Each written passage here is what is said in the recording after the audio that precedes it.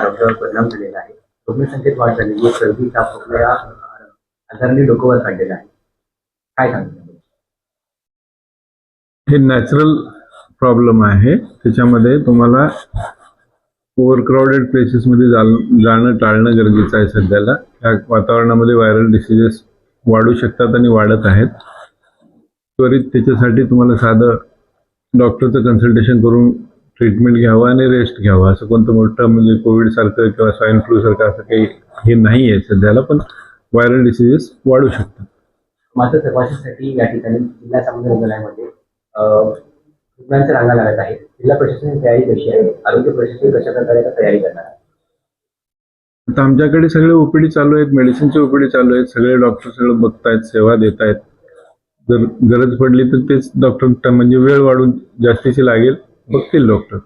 परभणी, नांदेड, संभाजीनगर या ठिकाणी औषधांचा तुटवडा बातम्या आले होत्या. जालना जिल्ह्याची परिस्थिती काय आहे? नाही, माझ्याकडे जालना जिल्ह्यामध्ये कुठेही औषधाचा तुटवडा नाही आहे. भरपूर स्टॉक आहे माझ्याकडे. नागरिकांना आव्हान आहे. नागरिकांनी ओव्हरक्राऊडेड प्लेसमध्ये जाऊ नये. थंड खायचं टाळावं.